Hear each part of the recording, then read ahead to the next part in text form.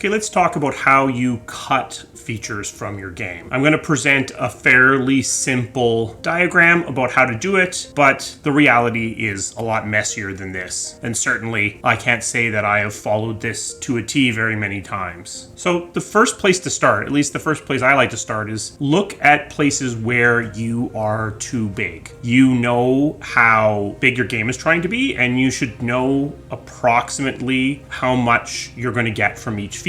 So if you do the math, then you should know if there are places where you're sticking out from those boundaries. This is an easy place to start because you're not going to get a ton of opposition here, because you can easily show that, yeah, we don't need this many of this thing because it's more than is required for what the game is trying to accomplish. Once you've done that, the next thing to do is look for places where you violate your razors. If you've got good razors for your game, then their purpose is for precisely this kind of thing, to help shave things off your project, where you're doing features that might be cool but don't fit the vision of what you're trying to make for the game. In this case, it's really important for the people in the positions to make decisions to try to set aside their own biases. The features you are in love with, you will try very hard to rationalize into fitting your razors. But you really need to pick those razors up, pick those features up, hold them beside each other, and really ask yourself, does this feature actually violate the razor? Because if it does, it should go. And if you can show a willingness to cut some of the features that you're in love with that violate your razors, then that can actually help you when you need to cut somebody else's feature that also violates the razors. Next, look at places where you're having trouble in your development. Now, you can't always cut here because you might need this feature to work. It might be central to your core concept. But in some cases, places where you have trouble are places where you have an opportunity to reduce scope or refocus to both solve the problem that you're having, but also find yourself a little bit of cost savings. Related to this is looking at features where you don't have a champion. These might be features that are going okay, but there's no one that really believes in them, really owns them, really wants to push for them. Again, like the troublesome features, you might not be able to cut here. Though in that case, I would recommend that you try to find yourself a champion for this feature as quickly as you can. But if you can cut, this is a good place to find savings because you're taking away features that don't have a lot of emotional attachment to members of your team. Now that you've found something to cut, before you actually remove it from the game, a last step to do is to consider the consequence of that cut. Because in some cases, removing one feature is going to have knock-on effects that's going to ultimately save you nothing, maybe even make the game cost more. So before you move too quickly and make things worse potentially, take the time to consider the consequences of the change you're contemplating making. Then once you've done that, once you've decided on that cut, then what you can do is go back through the cycle again and continue iterating through the cycle until you find the savings that you need. Because once you've made a change, then that is going to change the equation for these questions when you go back through it a second time. If you change the size of your game, then there are going to be more new features that are now too big. The act of going through this is going to clarify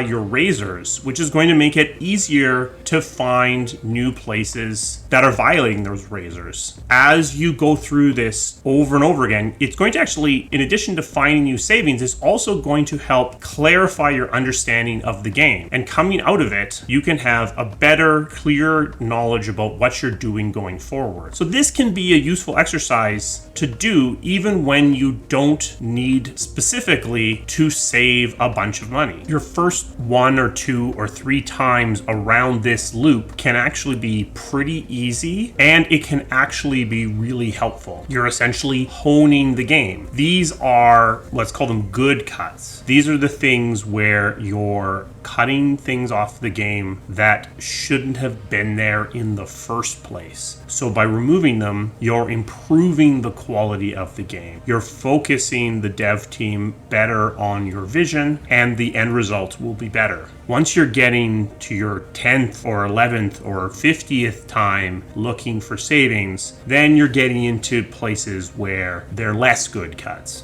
where the way you're making something qualify as being too big is by changing the size of the game you're making it smaller, or you're narrowing your razors so much to start to exclude things so that you can get rid of them, or you're cutting or reducing the scope on troublesome features, even though you feel like you need them because you're still not getting traction after more time has gone by. And sometimes you're going to have to do that, especially late in the day, where you're just going to have to make hard decisions to make the product ship. But if you can get those good cuts early, keep the game honed, keep the team focused, it's going to reduce the amount that you have to cut later, the number of bad cuts that you have to make late in the day.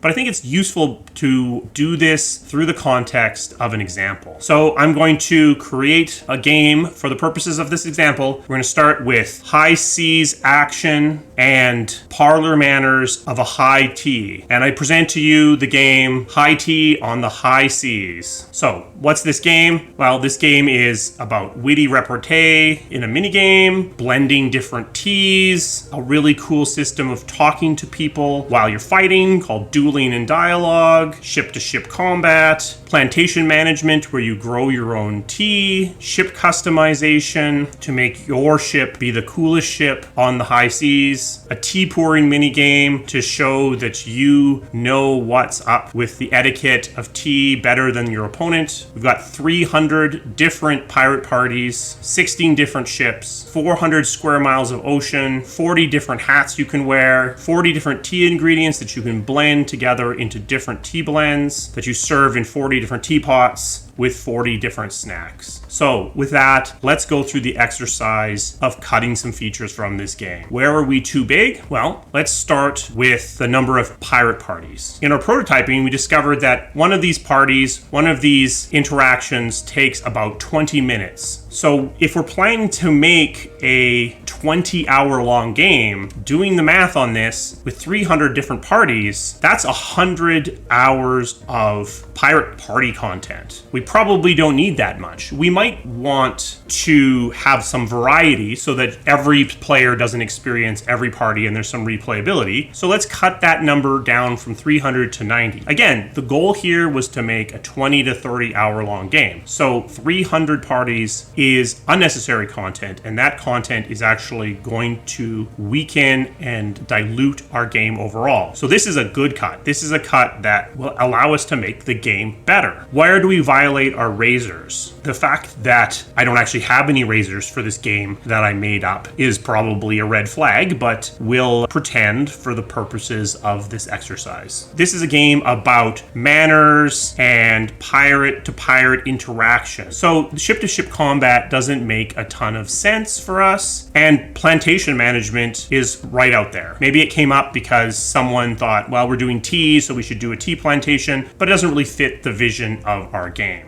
Where are we having trouble? Unfortunately, this feature, dueling in dialogue, we've been struggling with it. We have a relatively decent hand-to-hand combat system, something that meets our needs for the action of boarding another pirate ship until you get into the actual tea party part of the game. But we haven't quite figured out how you can do dueling and the interjecting with different quips and such. So we're gonna set that aside for now. It is a feature that would be really cool if we could get, but we're not really getting a lot of traction here. So unfortunately, this is one where, yes, it hurts, but chasing it forever isn't the right approach either. So we're going to set it aside. And where do we have no champion? Well, it turns out no one on the team is really into snacks. So we don't feel like we can cut snacks completely, but let's reduce that number from 40 down to 10. That gives us something to have in every single tea party and a little bit of variety to mix things up, but doesn't require us to have someone who isn't really interested in making this, figure out all of these different snacks we're serving at our tea party. So we've made it around the loop one time, and now we can go around a couple more times. And then at the end, what we end up with is this. We realize that we don't need ship customization because, again, this is about the act of sitting down with another pirate and having tea with them and beating them in a conversational duel. So we don't need ship customization. We need cabin customization. We realize that the number of ships, we can repurpose things much better, so we can go from 16 ships down to 9. Now, something we also realize in the process of going through and reevaluating as we go is that 400 square miles of ocean actually isn't going to cut it. We need a little bit more. So that number actually climbs during this exercise as we realize that where exploration fits in our game structure. And we realize that we actually need a bit more explorable space. As we explore the scope of the tea blending minigame, we realize that because of the way that it works, that 40 tea ingredients is unnecessary. We only need 10. But as part of this, we also need a new thing, which are these tea measuring stations to allow us to blend in different ways. Going through this just a couple of times, we've gotten a better understanding of our game. We've reduced our scope fairly substantially, and we've also found a few places where we actually need to increase our scope. Scoping exercises are never going to be fun, but they can be very good for the health of your project. And if you do them early, then it can actually help you make sure you're focusing on the most important parts of your project. When you're doing them, remember to set your own biases aside so that you're not preferentially protecting the features that you're in love with while demoting and cutting features that might actually be more important to the success of your game. One contrarian view here right at the end. I believe if you do something like Pile of Sand or the Hourglass strongly enough with a focused enough team, that you might not need to cut. Not because you are in control of your scope, but because you always do the things you need to do immediately, and you're not building inventory, you're not building up unnecessary features because you're focused on what is being triggered by that focusing from the dailies. Is this realistic? Can you run Pile of Sand or Hourglass that strongly? Certainly not with a really big team, because they need to be able to work on things in parallel, and that requires some abstraction and some guessing. But maybe with a really small team, you can focus enough to basically just work until you run out of time and then ship that. Some smaller teams essentially are shipping their prototype. So a prototype is very driven by do the next most important thing and then move on, and then we have a game, or at least the beginnings of a game, and that's what we ship. So if you've done that, if you've gone through a project where you essentially didn't scope, where you essentially just worked to your team's ability and then shipped when you shipped, let me know down in the comments. I'm very curious about how that went. Hopefully this was useful and gave you a little insight into at least how I've gone about cutting features in games that I've worked on. As I said up front, this is sort of a sanitized version of the reality of the bar brawl that ends up being a scoping exercise, but it gives you a little idea of some of the thought process that goes into it. A special thanks to my members. They provide the resources necessary to keep this channel running.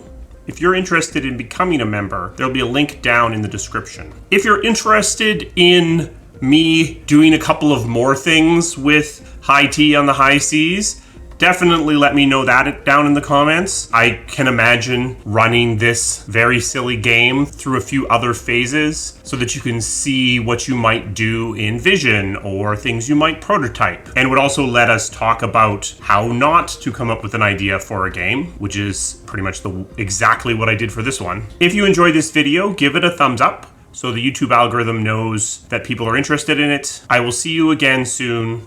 Thank you.